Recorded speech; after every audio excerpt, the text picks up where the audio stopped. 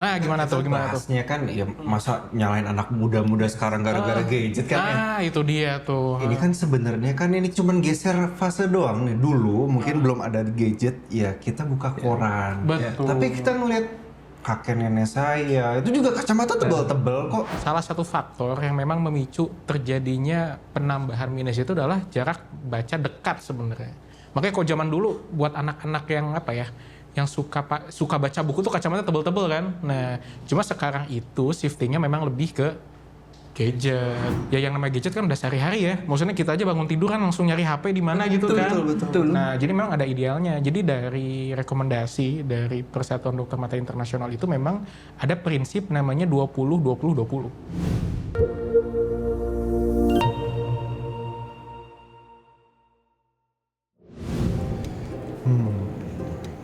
Banyak juga ya. Wah, capek lagi mata nih. Aduh. Mas, Yo, toilet di mana ya kira-kira ya? Tahu nggak? itu toilet bro. Oh, baca. Iya ya. Wah, Iya nih, agak blur nih. minus lo nambah tuh. Ah, serius ini baru ganti, Dok. Serius. Udah gini aja, sekarang lo ke toilet. Beres dari toilet, ikut gua. Kemana? Kita tanya ahlinya. Serius nih? Yo, Lagi? Yes. Wah, mantap. Bentar ya. Yes. Let's go, let's go. Oke.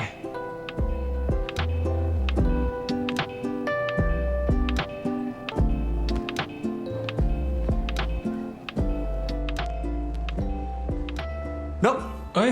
Halo. Halo. Sehat, Dok? Sehat. Dok, gimana? Jadi gini, Ah. ada rekan saya nih. Ah. Kebetulan orangnya lagi di toilet. Aduh, kenapa dia? Dia mau konsultasi, Dok. Oh. Masalah seputar mata. Boleh nggak? Boleh dong, boleh. Aman ya? Aman. Siap. Tapi kita sambil nunggu ya. Boleh.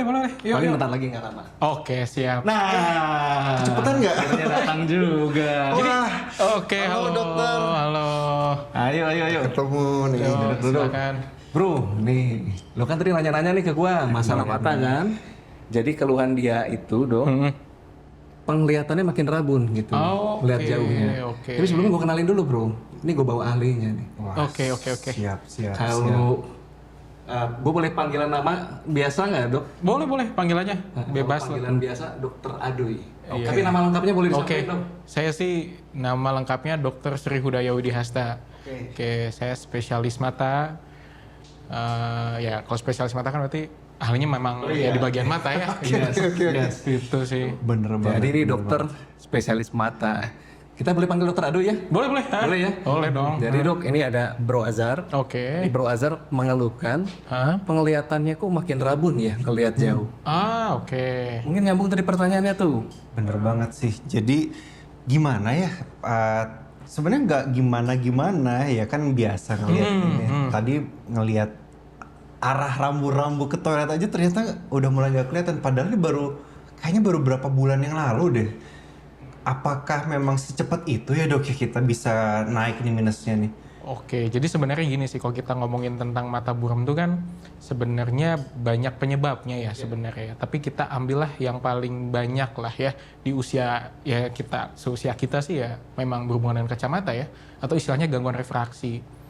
Nah, memang kalau ditanya kok bisa cepet banget ya itu tadi ya, tergantung seberapa sering kita menggunakan penglihatan kita. Apalagi sekarang kan trennya tuh orang udah banyak pakai gadget sehari-harinya, apalagi kan kerja depan laptop terus. Nah, itu memang salah satu faktor risiko yang bisa menyebabkan adanya perubahan kacamata gitu. Jadi kayaknya sih emang idealnya kalau mata udah kerasa kayak lah kok udah nggak kelihatan ya, apalagi udah pakai kacamata, itu waktunya emang harus dicek gitu. Apakah memang kacamatanya nambah ukurannya atau memang udah mulai muncul silinder biasanya gitu kan.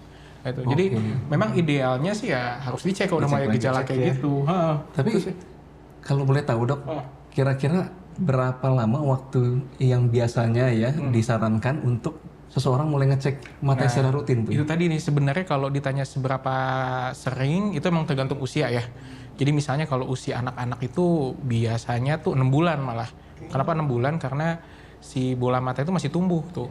Nah, kalau misalnya di usia dewasa muda lah ya, sekitar di atas 17 tahun, sampai 40 tahun ya sebenarnya sih 1 tahun sekali ya. Tapi itu tadi balik lagi ya, kita nggak patokan betul. Jadi jangan cuma patokan di waktu doang. Tapi kalau udah ada kayak kerasa lah, kok buram takutnya ada gangguan lain yang emang harus kecek ya. Ini menarik dok, ini penasaran nih. Ini kan gimana kita tuh, gimana bahasnya kan ya masa nyalain anak muda-muda sekarang gara-gara gadget kan ya. Itu dia tuh. Ini kan sebenarnya kan ini cuman geser fase doang nih. Dulu mungkin belum ada gadget, ya kita buka koran. Betul. Tapi kita ngeliat kakek nenek saya, itu juga kacamata tebal-tebal kok. Iya, Apakah memang murni karena gadget aja dok? Nah ini dia nih pertanyaan menarik nih. Jadi sebenarnya apa namanya ya kebiasaan kita menggunakan mata itu kan ya kalau zaman dulu mungkin buku kali ya. Zaman sekarang kan mungkin shifting tuh, mulai ada perubahan di mana orang tuh udah mulai pakai gadget lah gitu ya. Mau itu HP, mau itu laptop atau misalnya tablet gitu ya. Nah, salah satu faktor yang memang memicu terjadinya penambahan minus itu adalah jarak baca dekat sebenarnya. Makanya kalau zaman dulu buat anak-anak yang apa ya, yang suka baca buku tuh kacamata tebel-tebel kan. Nah, cuma sekarang itu shiftingnya memang lebih ke gadget gitu. Nah, jadi faktor risikonya tuh ke situ. Tapi kenapa sih gadget tuh kayak lebih berbahaya dibanding buku?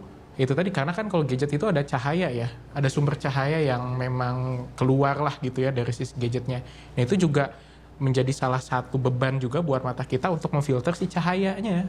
Gitu. Jadi memang tendensinya atau kecenderungannya itu orang yang sering pakai gadget itu lebih gampang capek ya gitu. Jadi ibaratnya bisa dikatakan memang si penggunaan gadget itu selain berhubungan dengan penambahan minus juga dia bikin mata lebih cepat lelah.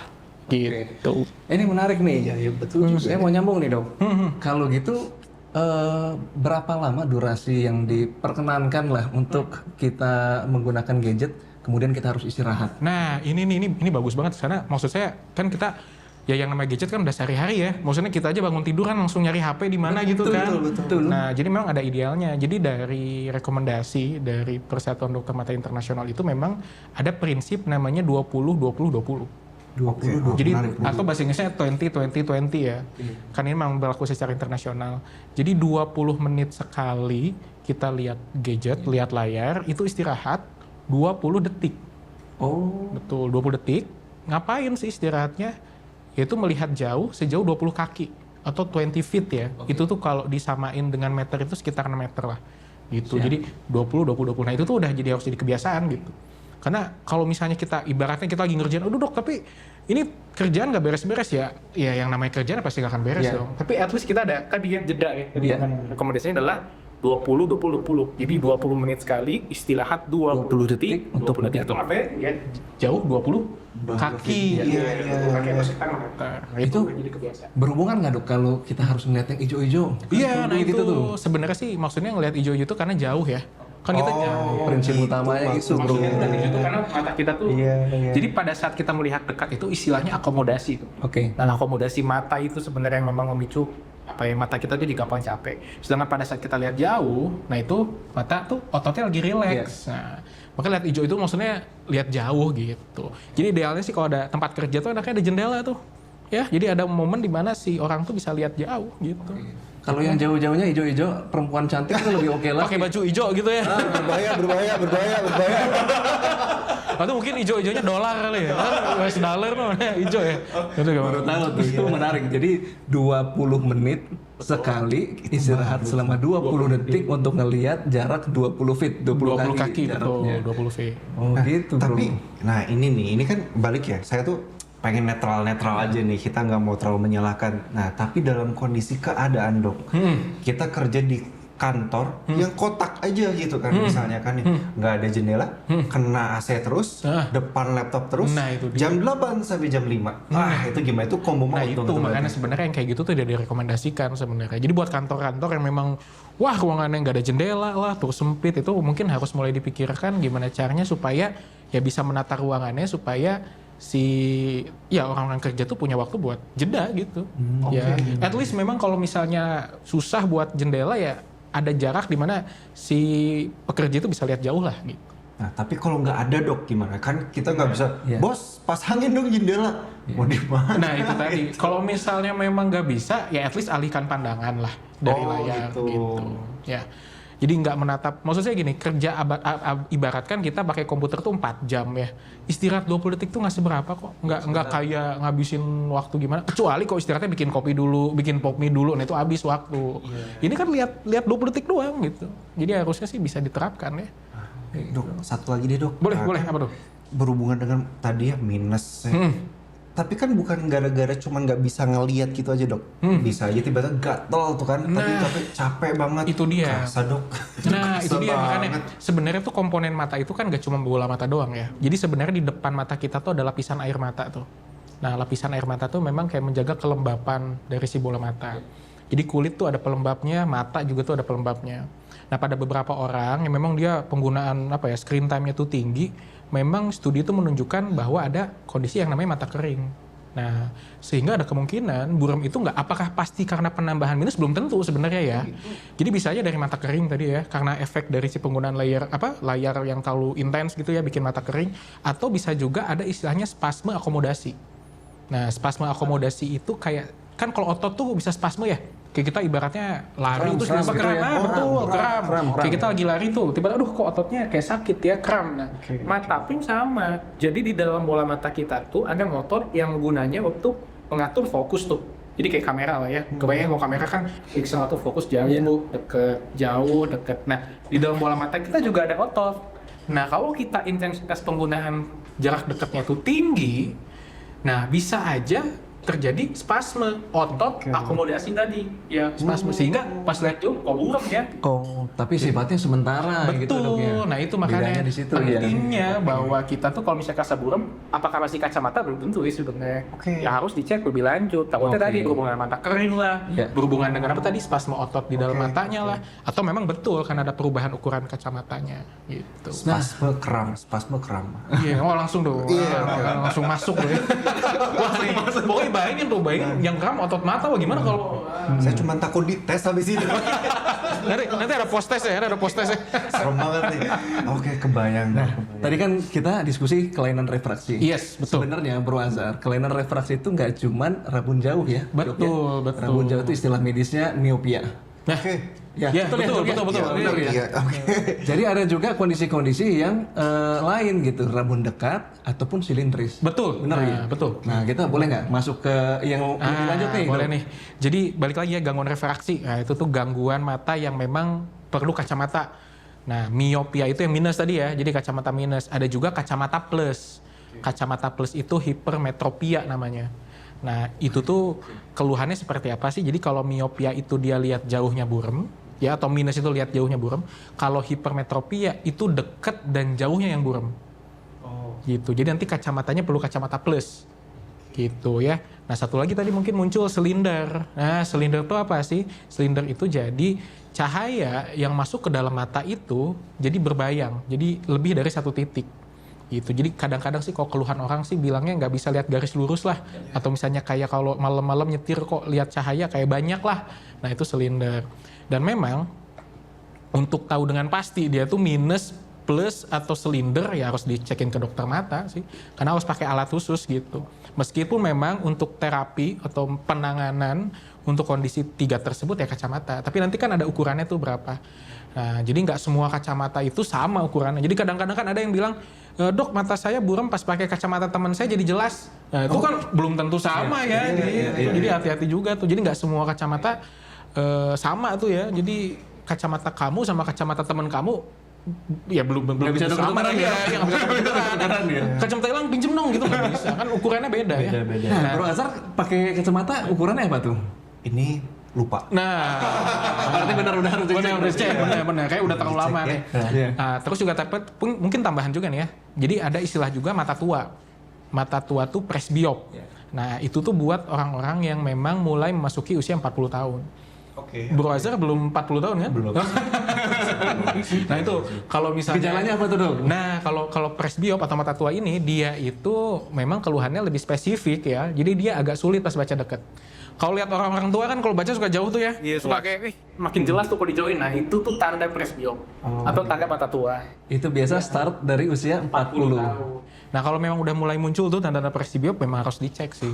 Ya karena kemungkinan besar dia pasti perlu kacamata untuk membantu melihat dekatnya. ya. Kalau Pertanyaannya apakah harus selalu terjadi pada orang usia 40 tahun atau enggak juga, Dok? Oke. Nah, sebenarnya memang secara fitrahnya ya, tubuh manusia itu kan mengalami yang namanya penurunan fungsi ya. Gitu. Penurunan fungsi ini memang ya kalau ibaratnya kita bilang kulit, ya kulit makin kendor lah. Rambut mulai ada putih-putih ya, atau misalnya ada uban. Nah, mata itu salah satunya adalah berkurangnya kemampuan ototnya untuk bisa melihat dekat. Gitu, di usia 40 tahun itu. Apakah selalu 40? Sebenarnya sih kalau saya lihat nggak juga ya. Ada beberapa orang yang munculnya bahkan sebelum 40. Jadi 39-an, 38. Ada juga yang bahkan jadi baru muncul itu sekitar 45 tahun ya ada sih ya. Gitu. Jadi tergantung dengan kondisi matanya. Seberapa sering dia menggunakan penglihatannya untuk kerja sehari-hari. Cuma kalau saya lihat nih fenomenanya, semakin kesini tuh karena kan makin banyak nih ya, kebiasaan-kebiasaan kita untuk membaca deket ya, HP lah, apalah, tab lah, atau komputer lah ibaratnya, sehingga malah makin kesini kok orang makin cepet gitu ya. Tapi kalau rata sih memang di usia 40 tahun. Gitu. Jadi itu sangat berpengaruh juga dengan kebiasaan kita menggunakan mata untuk melihat dekat. Semakin sering kita lihat dekat, biasanya semakin cepat biasa keluar. Oke. Saya kira life begin at 40 itu masa puber kedua, ternyata beda gitu ya. Nah ini bisa aja dong ya. Pubertas ya. Kalau itu kayak bukan bidang saya kalau pubertas. Penasaran itu kan tadi banyak istilah yang tanda kutip ya. Ya kita taunya cuma kacamata minus, plus sama silindris. Tapi ada lagi biasanya itu kita nyebutnya kayak rabun ayam. Nah itu tuh apa ya dok ya? Itu kayak sering banget kedengeran tuh. Rabun ayam itu sebenarnya bukan karena kurang makan ayam, bukan ya. Jadi sebenarnya rabun ayam itu adalah istilah untuk orang-orang yang memang ada kesulitan pada saat melihat dekat. Bukan melihat dekat, melihat pada saat malam hari. Ya, jadi dia tuh agak kesulitan. Nah, rabun ayam itu memang seringkali itu berhubungan dengan kekurangan vitamin A. Itu. Jadi buat orang-orang tuh yang jarang makan sayur atau defisiensi vitamin A, apalagi anak-anak ya. Kan sebenarnya kalau anak-anak tuh ada pemberian program itu ya, program pemberian vitamin A tuh ya. Nah, itu memang harus diikuti karena untuk memenuhi kebutuhan vitamin A-nya. Jadi buat orang-orang nih kalau misalnya kelihatan nih kok anak saya kayaknya kalau malam dia lihatnya susah ya gitu, sering nabrak sana kemari, itu harus dicek tuh ya ke arah vitamin A. Tapi berarti kalau rabun ayam bisa diobati dengan sembuh total, Dok? Nah, itu tadi sebenarnya rabun ayam itu kan salah satu penyebabnya ya. Saya bilang salah satu. Jadi maksudnya bisa karena kekurangan vitamin A atau juga bisa karena kelainan saraf mata yang lainnya. Jadi sebelum kita bisa bilang pasti bisa diobatin, harus dicek dulu sih ke dokter. Cuma memang kalau secara jumlah kasus itu paling banyak memang berhubungan dengan kekurangan vitamin A. Ya. Oke. Nah ini satu lagi nih menarik nih tentang khususnya mungkin pada kondisi miopia tadi dok ya, rabun jauh. Saya mau bahas terkait pengobatannya nih. Kan pengobatan, Mas Azhar mungkin tahunya dengan penggunaan kacamata. Betul. Sekarang kan kita udah ada pendekatan pengobatan lain ya dok ya, yang mungkin sifatnya ya jauh lebih invasif ya. Yes, betul. Nah terkait lasik, mungkin Bro Azhar pernah dengar juga nggak? Benar. Terkait lasik. Nah, ini pengen tahu lebih jauh nih, dok, terkait lasik. Oke, jadi sebenarnya tadi ya pengobatan untuk orang yang minus itu satu ya, salah satu kacamata ya, salah satu yang lagi booming juga kali ya akhir-akhir ini adalah lasik. Jadi lasik itu adalah suatu metode sebenarnya. Jadi dia termasuk ke dalam metode pembedahan untuk mengurangi ukuran kacamata seseorang gitu.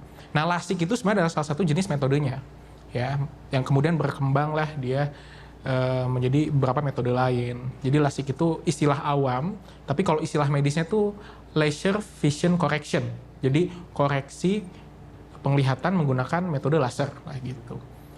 Itu merupakan tindakan yang relatif aman sebenarnya untuk membantu kita untuk menghilangkan kebutuhan akan kacamata, dan juga itu wajib minimal di usia 17 tahun. Kenapa? Karena bola mata seseorang ketika usianya sudah memasuki usia 17 tahun itu udah lebih Jadi, nah, kalau kita ngomongin soal lasik, kita juga berbicara tentang perkembangan bola mata sendiri ya, gitu ya. Jadi bola mata itu memang biasanya tumbuh sampai usia 17 tahun. Jadi ketika anak-anak, jadi belum 17 tahun, kita tidak menyarankan untuk melakukan tindakan-tindakan invasif karena bola matanya masih tumbuh. Betul, karena takutnya nanti udah dilasik, malah muncul lagi nanti minusnya, karena tadi bola matanya masih tumbuh gitu. Ya. Nah kalau misalnya ditanya lasik ini aman nggak? Sebenarnya relatif aman kok. Ya maksudnya bukan suatu metode yang Seram lah ya. seram gitu ya. Karena sekarang tuh metode udah canggih lah, udah cepet lah, dan biasanya pemulihannya juga lebih nyaman lah gitu. Gitu bro, jadi kalau lo nggak mau ketergantungan kacamata, mungkin opsi bisa ke lasik ya dok? Betul. Nah itu jadi salah satu metode ya. Jangan kejebak sama vitamin atau obat-obatan yang ini ya, yang di internet tuh. Kan nggak lasik nggak asik. Cakep. Saya kira malah tadi kurang vitamin A ini kurang vitamin adui dan ya ternyata enggak ya. Nah dok, tapi ini dok, ini kan tadi berkaitan dengan tadi yang istilah medisnya. Sekarang saya coba mau dekatkan lagi dengan awam. Dok, kami ini kadang-kadang kepikiran. Kenapa mata ini nggak bisa diganti dok? Iya benar. Ya, maksudnya kan khawatirannya adalah kalau mata diubek-ubek, nah ini kan resiko tinggi walaupun tadi sudah disebutkan lasik itu aman gitu kan ya. Ya kenapa kita kadang-kadang juga milih kacamata, kan kacamata nggak diubek-ubek matanya kan Iya, ya. betul. Nah dengan lasik misalnya, resiko apa sih yang tertinggi yang bisa terjadi di lasik, dan gimana sampai detik ini dokter-dokter dan para pakarnya memitigasi itu ya, biar aman kitanya. Oke, jadi sebenarnya balik lagi pertanyaan, apakah semua orang bisa dilasik? Nah, belum tentu juga sebenarnya. Jadi sebelum dilasik itu kita tuh ada yang namanya screening.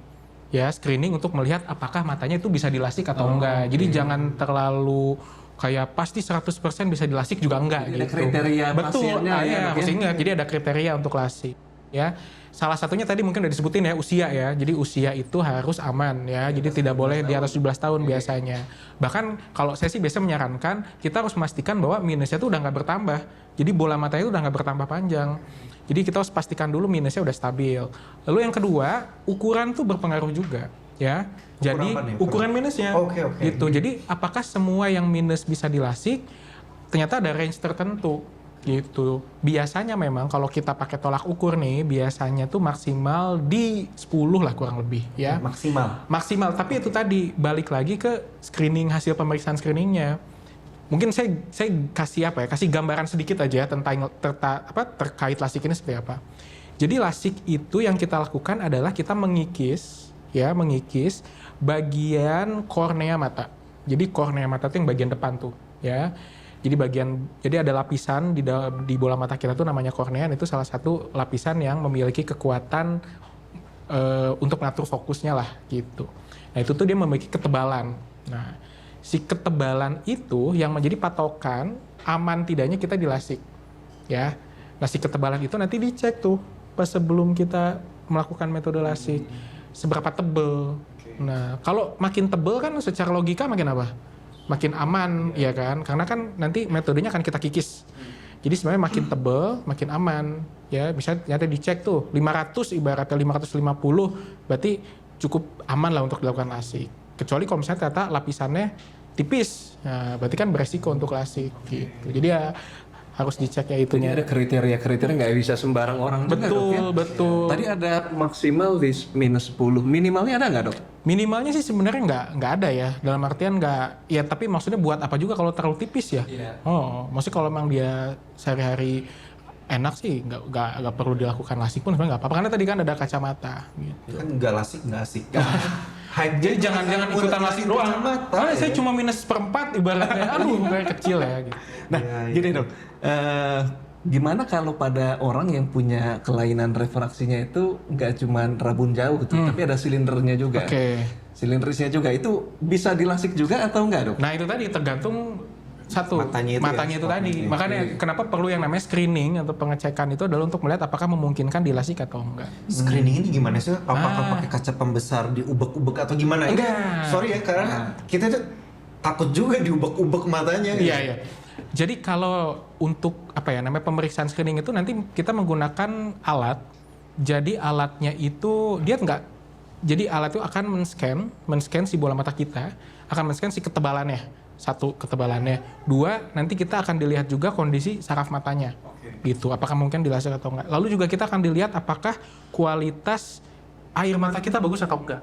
Kan tadi kalau mata kering itu kan malah jadi malah jadi makin gak enak takutnya gitu. Jadi itu beberapa step yang kita lakukan. Untuk screening itu nggak ada yang invasif. Jadi nggak ada yang diubek-ubek gitu, nggak. invasif itu maksudnya diubek-ubek. Iya, diubek-ubek kali. Invasif itu bukan menjajah, tapi teman-teman ya. Enggak, invasif itu maksudnya nggak diubek-ubek gitu. Jadi pemeriksaan itu ya nggak megang mata, nggak apa gitu. Jadi sebenarnya kita lakukan screening, nanti dari hasil screening baru kita bisa ngambil kesimpulan apakah matanya bisa dilasik atau enggak. Jadi mungkin balik lagi sih, apakah ukuran jadi patokan? Ya kurang lebih bisa dijadiin patokan, tapi untuk pastinya lagi memang harus dilakukan screening gitu. Nah ini terakhir nih. Oke. Permanen nggak dok?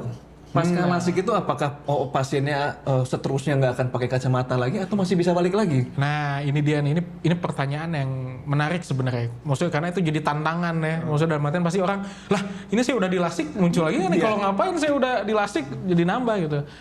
Beberapa studi ya, beberapa pengalaman yang saya lihat sih ada yang bertambah, ada juga yang nggak. Balik lagi sih ya ke bagaimana kita menggunakan si mata kita setelah melakukan lasik gitu. Karena penglihatan buram itu kan tadi nggak cuma karena kacamata doang, bisa dari mata kering, bisa dari tadi kram otot mata ya. Dan sebenarnya ada satu lagi yang berhubungan dengan hormonal ya. Jadi beberapa hormon di dalam tubuh kita itu berpengaruh juga kepada elastisitas dari si bola mata kita. Nah itu juga yang sering kali berpengaruh dengan perubahan dari ukuran. Jadi masih perlu kacamata setelah lasik. Dan satu lagi mungkin berhubungan juga dengan mata tua. Jadi makanya kalau kita harapannya nih berarti udah lasik nggak akan pakai kacamata selamanya, belum tentu. Karena ketika memasuki usia 40 maka akan perlu Puber lagi. Oh enggak. Ya, bukan puber lagi, tapi perlu kacamata baca gitu. Kacamata untuk membantu melihat dekat. Meskipun memang sekarang teknologi itu udah berkembang terus. Sekarang juga udah mulai ada tuh lasik buat mengurangi mata presbiop juga. Nah itu tadi biasanya harus dicekkan dulu ya ke dokter mata untuk mengetahui kira-kira metode mana yang paling pas buat seseorang. Iya. Menarik. Jadi mata ini kecil tapi rumit sebenarnya ya gitu. Jadi nggak cuma kan jendela dunia. Benar, karena dari Kira buku dok. mata Jendela mata nggak bisa baca tapi nanti. mata jendela tubuh kali, bukan jendela. Oh iya jendela tubuh. Betul. Paling takut lagi kan ya ada. Iya. Aduh, oke. Kebayang sih dok. Dok, sedikit dong dok. Boleh. Kira-kira semahal apa sih lasik itu? Oke, nah ini kalau dia nanya tarif kayaknya jangan ke saya nih. Tapi maksudnya dengan teknologi sekarang itu apakah semakin affordable? Soalnya kan ini jadi tren nih. Betul. Kita lihat akhir-akhir ini jadi tren. Benar. Takutnya ya kan kita FOMO ya, FOMO pengen pas udah ya kurang ya. Jadi sebenarnya apa ya?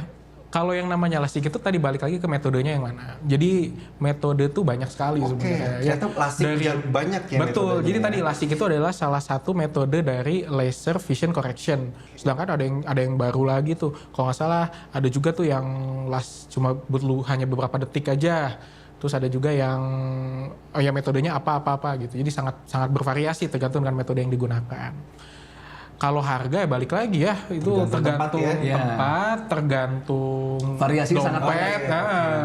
Variasi banyak. Ya mungkin seharga apa ya kali ya, seharga motor kali ya. Ya, tapi kalau ke dokter Adoi mah bisa diskon. Waduh. Siap, itu adalah vitamin A. Adi Azhar Adoi. Bro, sebelum lanjut nih, jangan lupa kita udah siapin. Kita tuh ada cue card, Dok. Oh, cue card. Ada cue card. Cue card ini udah berisi mungkin penyakit-penyakit yang bakal kita bahas selanjutnya gitu. Waduh. Kartu tes. Ini tes buat dokternya nih. Waduh, bahaya. Mau kita acak atau kita ambil aja langsung, Bro? Kita ambil aja deh. Ambil aja ya. Siapa nih? Ayo, dokter. Oke. Ambil ya. Ini nomor 1. Oke. Aduh. Ini mungkin untuk masyarakat umum juga cukup familiar ya dengan kondisi pertama yaitu katarak nih. Oke. Bro Azhar ada yang mau tanya nggak? Ini nih katarak. Ada yang di awal langsung kepala saya muncul adalah kenapa selalu ada operasi massal katarak? Iya, kan ini selalu itu bentuknya CSR. Emang katarak itu sering apa sih munculnya? Problematik apa sih di masyarakat? Jadi katarak itu merupakan salah satu penyakit yang dapat menyebabkan kebutaan pada orang. Apa-apa dok, ini terus aja. Oke. Tenang, Dok. Jadi ya itu tadi, katarak itu merupakan penyakit yang paling sering terjadi pada orang tua memang. Meskipun nggak semua pada orang tua ya, bisa juga pada anak-anak, bisa juga pada dewasa muda, maupun bisa pada ya orang tua tadi ya. Nah, kalau ditanya siapa aja sih yang bisa mengalami katarak, itu semua orang bisa mengalami katarak. Ya, bahkan pada satu waktu seseorang itu akan mengalami katarak atau mungkin udah keburu dipanggil sama Yang Maha Kuasa gitu. Sebentar, jadi katarak ini apa nih? Jadi penyakit katarak, seperti apa sih katarak itu merupakan gangguan penumpukan metabolisme lah ya, sisa-sisa metabolisme di dalam bola mata.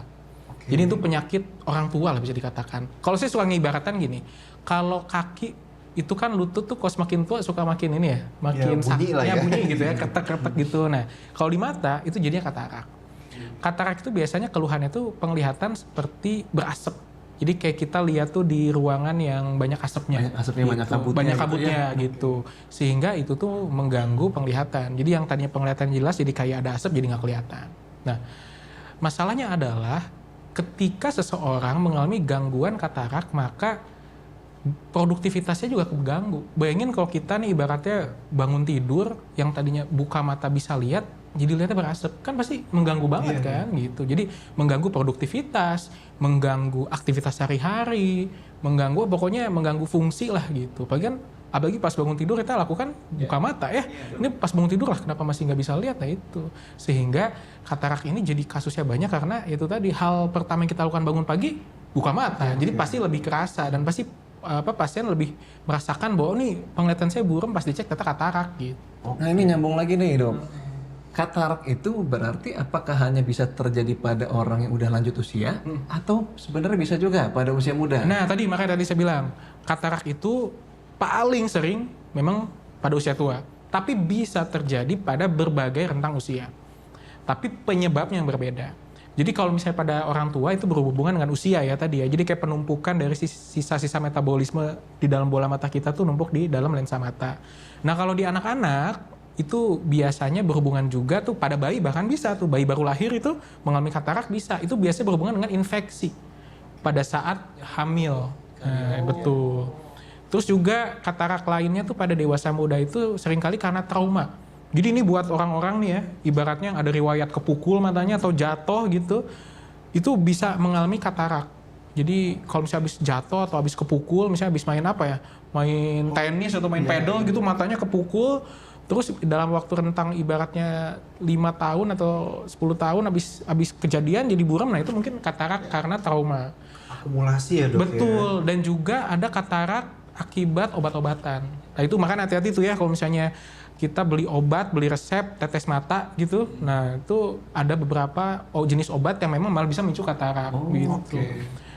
Jadi itu, jadi katarak paling sering terjadi pada usia tua, tapi nggak menutup kemungkinan ya pada kondisi usia muda dengan catatan tadi karena faktor trauma karena obat-obatan.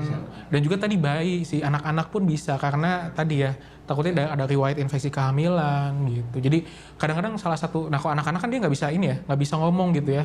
Nah kalau misalnya nih mama papanya ngelihat gitu, ternyata kok matanya kayak ada putih-putih ya gitu di itu, nah itu harus dicekin juga ke dokter. Berarti orang eksternal bisa memperhatikan tanda-tanda tadi. Betul. Atau gini dok, bisa nggak dok kasih kita gambaran nih cara mendeteksi awal? Kalau tadi kan personal bisa kelihatan ada asap-asap. Apakah harus memang tanda asap-asap itu sebagai tanda pertama atau ada tanda-tanda lain sebelumnya? Nah ini menarik juga nih karena beberapa keluhan katarak itu bisa muncul minus yang mendadak ya minus yang bertambah cepet, itu juga bisa jadi tanda katarak. Secepat apa dok? Jadi misalnya nih awalnya tuh saya minus aman tapi kan makanya di sini.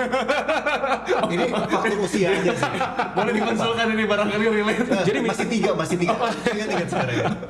Jadi misal nih dicek tuh kan maksudnya kan belum ketahuan kan sekarang mungkin harus dicek dalam artian misal kalau bulan lalu itu -3 terus tiba-tiba dalam waktu 3 atau 6 bulan jadi -6, kan ada kayak perubahan yang lumayan ini ya, lumayan signifikan tuh ya di minusnya, itu juga bisa jadi salah satu tanda katarak. Atau istilahnya myopic shift, itu satu. Terus yang kedua adalah nyetir.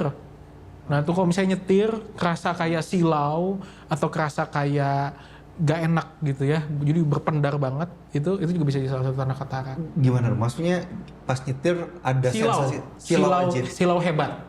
Oke. Pada saat kena pancaran cahaya betul. Arah jadi ya? bahkan sampai nggak bisa buka mata, nah itu juga bisa ditanda katarak. Jadi selain daripada lihat seperti asap, bisa dari tadi perubahan minus yang signifikan, terus juga melihat tadi cahaya, silau banget, itu bisa jadi tanda katarak. Dan sebenarnya Bro Azhar, kalau dilihat secara fisik pun, kalau kita mau meriksa, itu kelihatan ya? Betul. Ya? Kayak gimana tuh? Tapi itu tadi biasa itu buat katarak-katarak yang udah tebel banget. Karena maksud saya gini, kalau kita ngomongin penyakit ya, itu dia ada gradingnya, jadi ada stadiumnya lah gitu.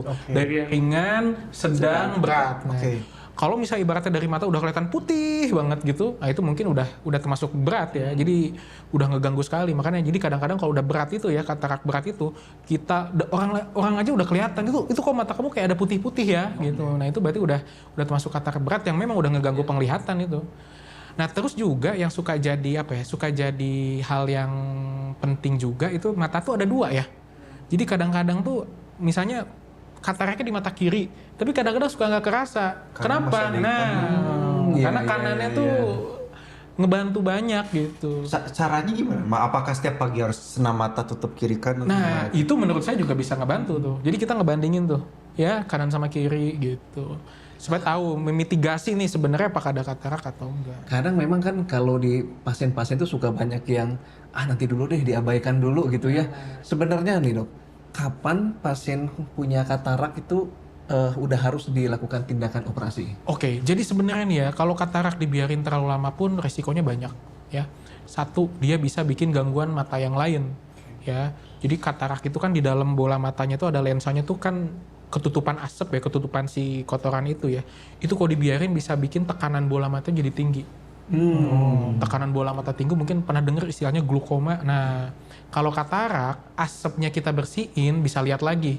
Tapi kalau misalnya glaukoma tadi karena tekanan bola mata tinggi, itu kan hubungannya sama syaraf tuh.